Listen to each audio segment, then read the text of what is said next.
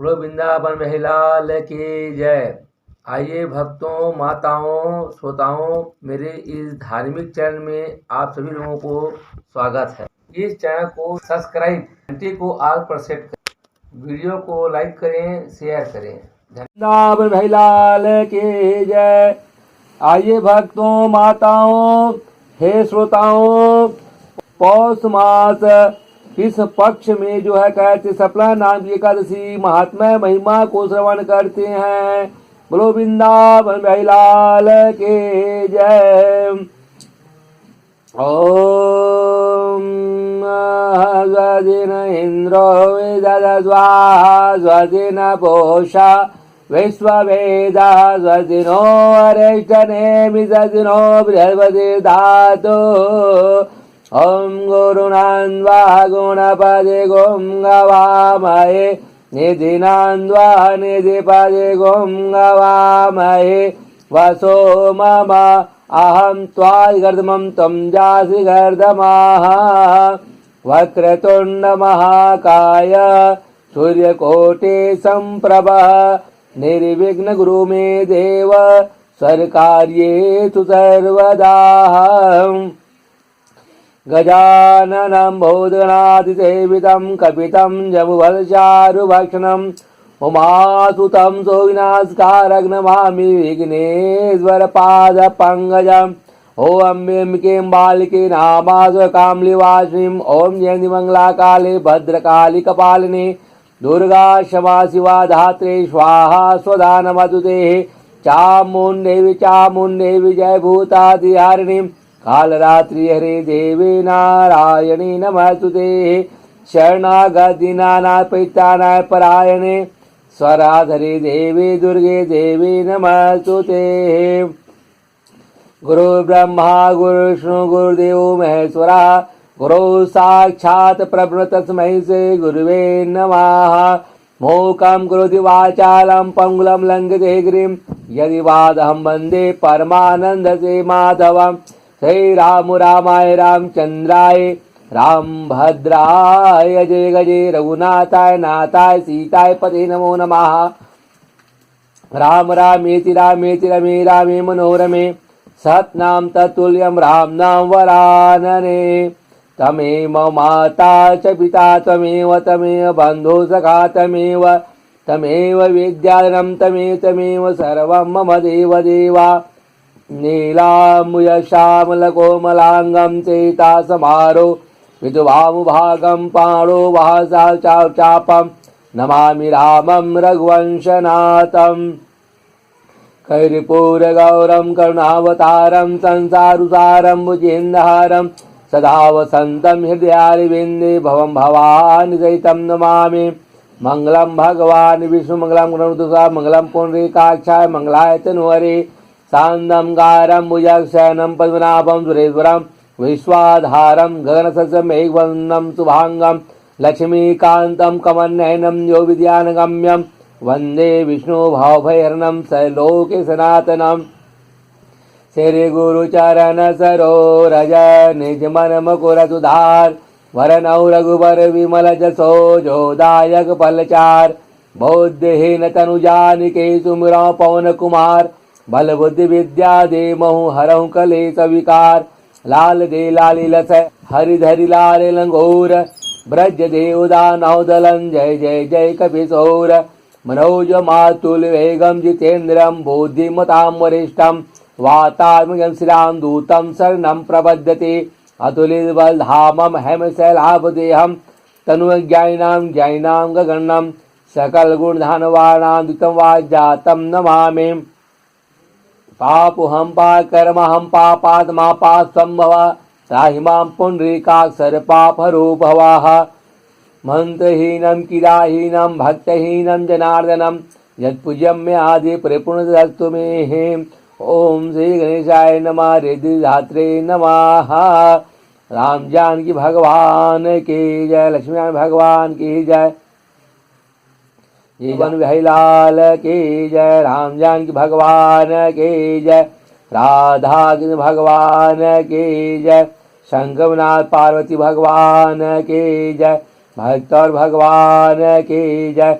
अपने अपने गुरु महाराज की जय, अपने अपने माता पिता की जय। धर्म की जय, धर्म का नाश हो, प्राणियों में सद्भावना हो, विश्व का कल्याण हो, गौ सेवा हो, गौ हत्या बंद हो, गौ माता की जय हो। जय जय सीताराम, जय जय सीताराम, जय जय सीताराम।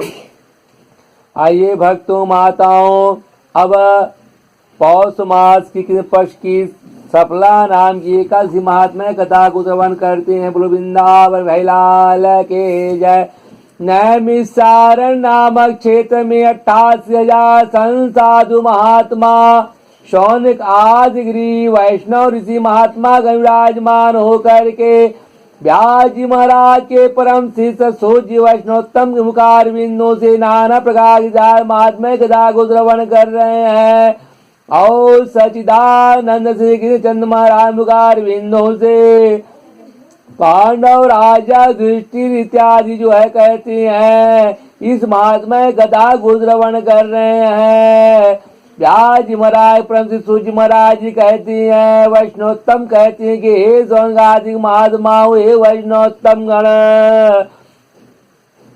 राजा युधिष्ठिर दोनों हाथ जोड़ करके पूछने लग जाते हैं कि हे स्वामी न पौष मास के पक्ष में जो एकादशी होती है उसका क्या नाम है, उसकी क्या विधि है भगवंत दा, उसमें किस देवता की पूजन पाठ आराधना की जाती, आगे बात करके मैं बतलाइए, हम सुनना चाहते, श्रवण करना चाहते हैं। ऐसे राजा इत्यादि महात्मा जन पूजने लग जाते हैं।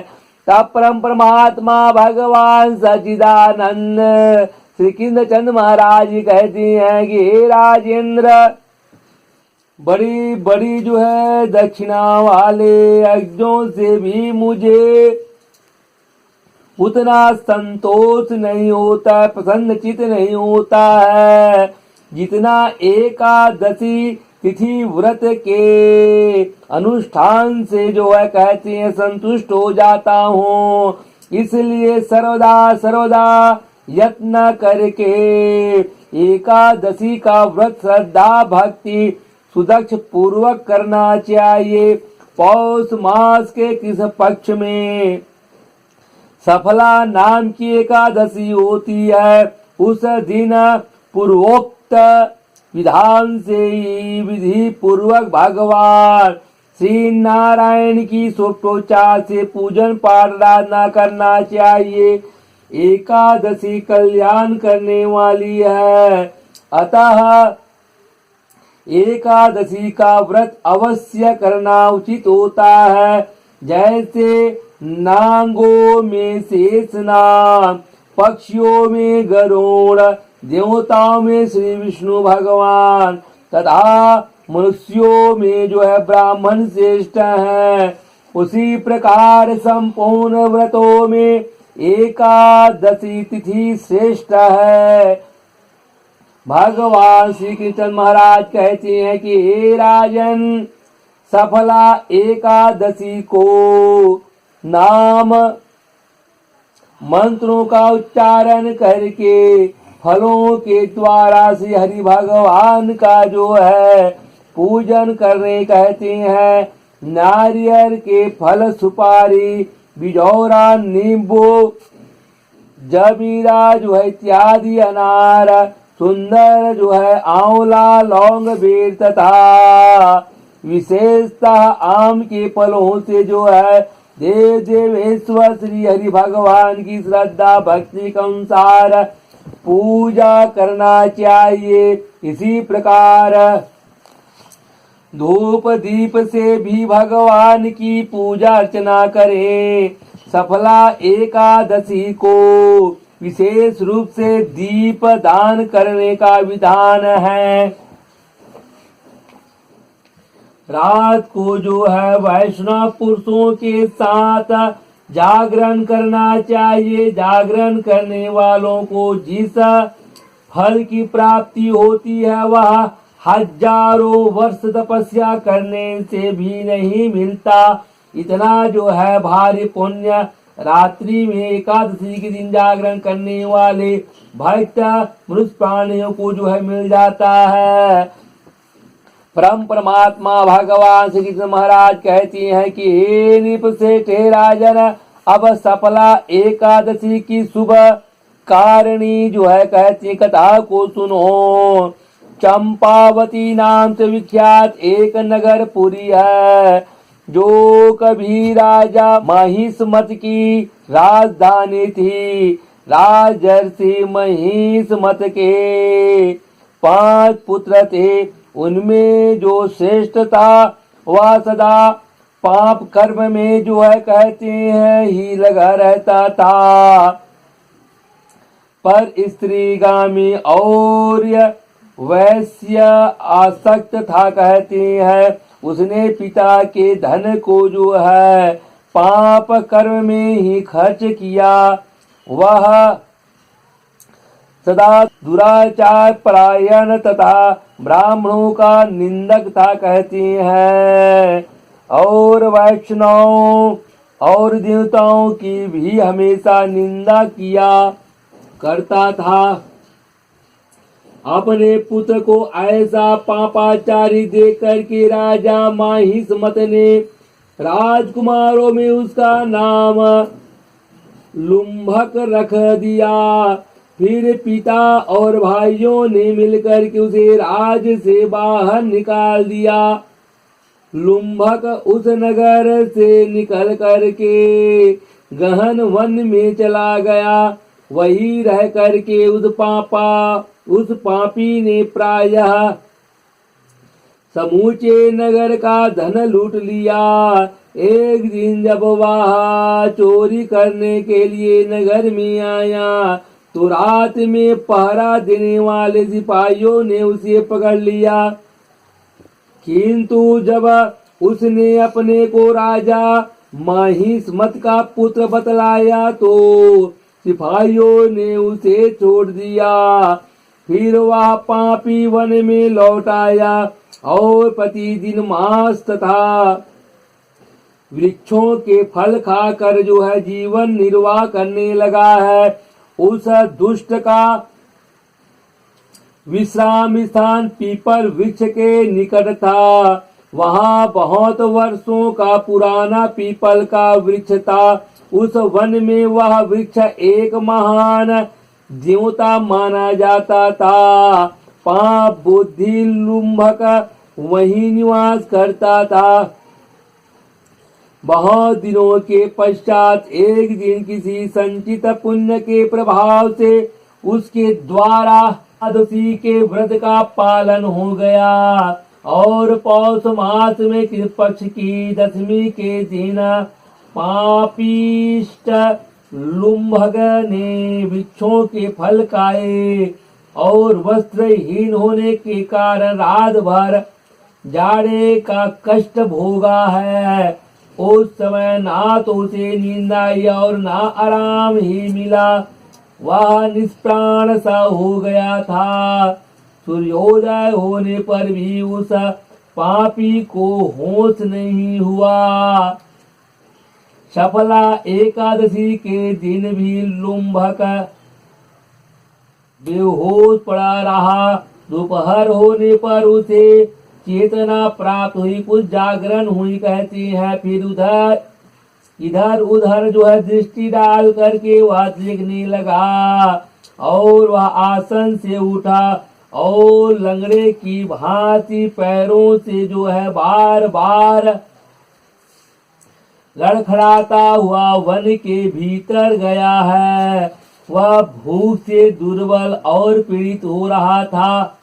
हे राजन, उस समय लुम्भक बहुत से फल लेकर के जो ही विश्राम स्थान पर लौटा, जो ही सूर्य देव अस्त हो गए, तब उसने वृक्ष को जो है जड़ से बहुत से फल निवेदन करते हुए कहा, इन फलों से लक्ष्मीपति भगवान विष्णु संतुष्ट हो, प्रसन्न हो, आनंदित हो कहने लगे।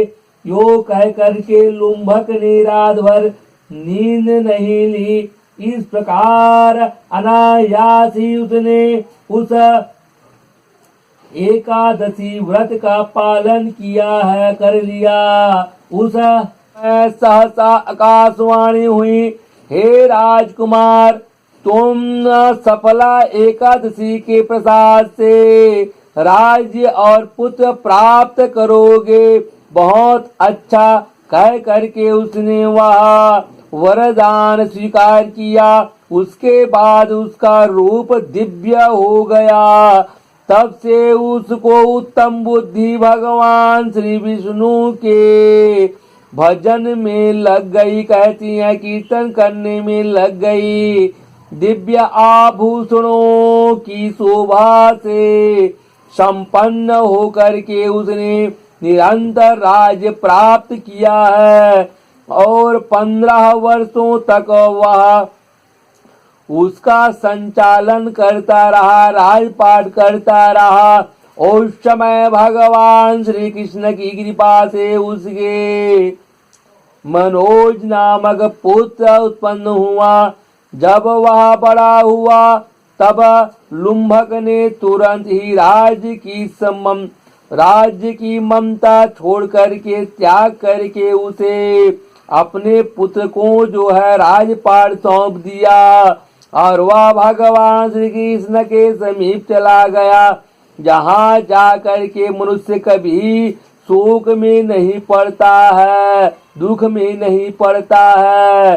भगवान सच्चिदानंद कहते कि हे राजन, इस प्रकार जो है सफला एकादशी का उत्तम व्रत करता है, वह इस संसार सागर में सुख आनंद को भोग करने के पश्चात जब उनका अंत होता है वह मोक्ष को प्राप्त हो जाता है।